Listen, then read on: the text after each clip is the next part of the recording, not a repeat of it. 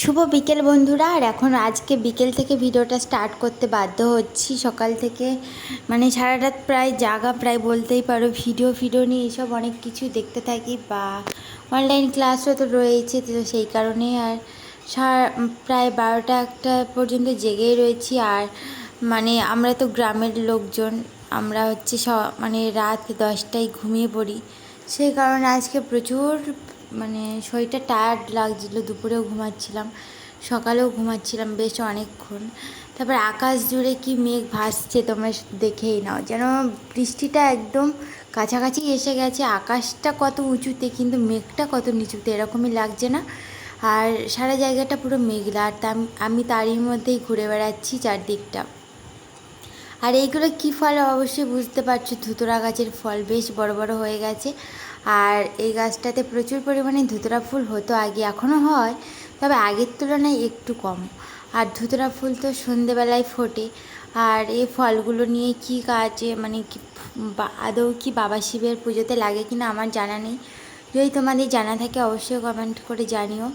আর তারপরে বাড়ি চলে এসেছি, আর এদিকে রান্নাবান্নার কাজটাও সেরে নিচ্ছি। এখানে সব আলুর খোসা ছাড়ানো হচ্ছিল, আর এখানে ডাল সেদ্ধ করতে বসিয়ে দিয়েছি। মানে এবারে ডালটা নামিয়ে দিয়ে আর পেঁয়াজ রসুন দিয়ে যেরকম আর কি ডাল বানাই সেটাই করে নেব।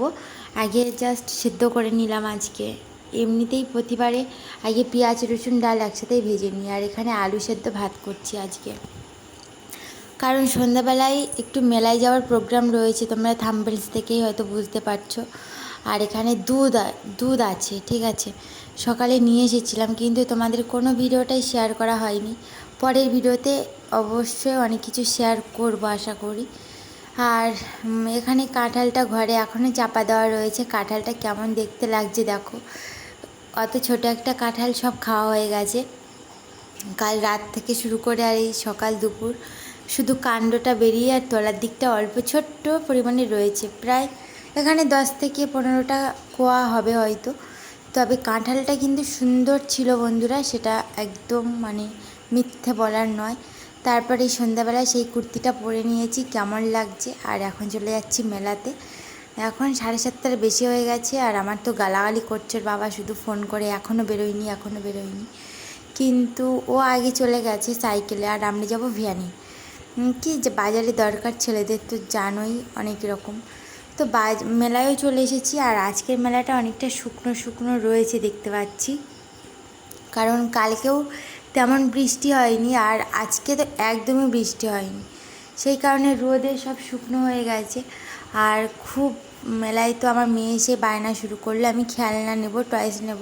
তো কী নেব সেটা নিয়েই কনফিউজড হয়ে যাচ্ছিলাম। তারপর টকিং ক্যাকটাস রয়েছে, সেটাই বারবার করে দেখছিলাম বিভিন্ন দোকানে, কিন্তু এখানে 300 টাকার নিচে কোনো জায়গায় দাম কমায়নি।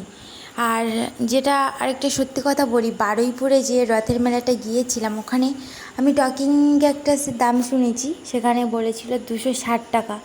তবুও আমি নেইনি, তবুও বলছিল দিদি নিয়ে যাও 250 টাকায়, তবুও আমি নেইনি। আর এখানে দেখতেই পাচ্ছ কতটা পরিমাণে খারাপ যাচ্ছে। আর এখানে ঘুগনি নিয়ে নিচ্ছি এখন।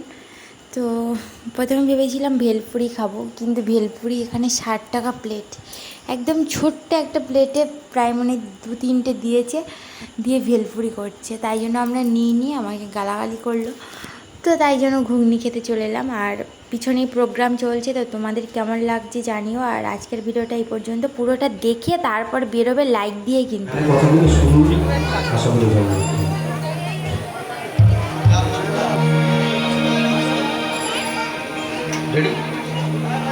মা গো